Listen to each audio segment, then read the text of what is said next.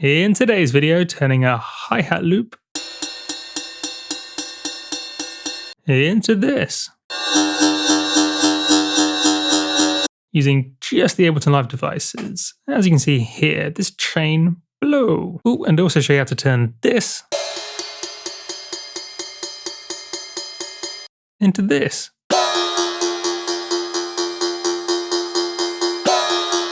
And similarly, this into this.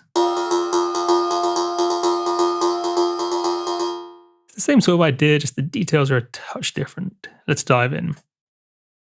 Step 1 is to reverse the drum loop. Beautiful. Step 2, resonate it. Importantly, turn off the filter. By default, it's turned on.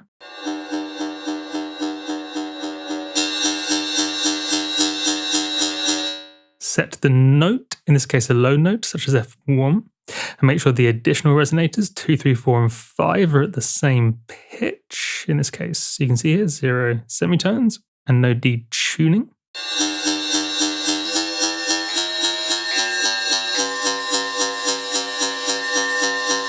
Marvelous, and make sure the decay is set appropriately too.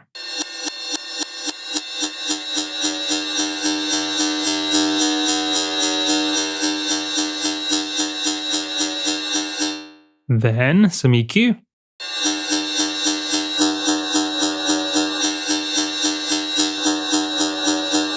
And quite naturally, no need to overthink it, just see what feels good, and then we can limit it to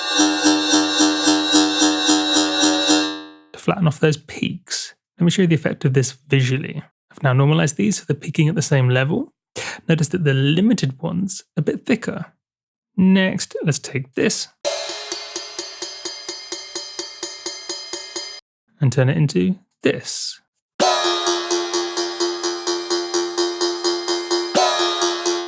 It's the same idea, resonating a hi-hat, but there's this additional idea here, this delay and shaper combo. See how shapers map to time at the beginning of every 2 bars?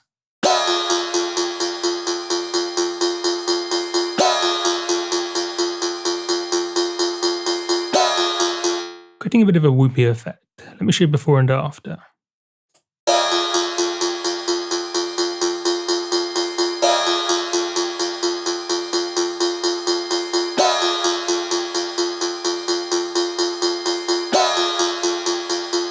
Did you hear that whoop effect? Almost like modulating pitch.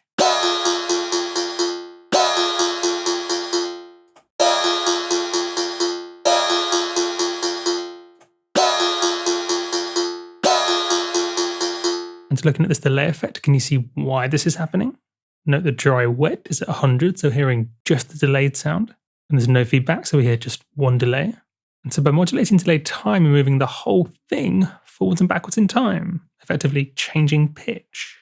And finally, one more example, just for fun, even simpler this time. Turning this into, using exactly the same idea, just a different EQ curve. Beautiful.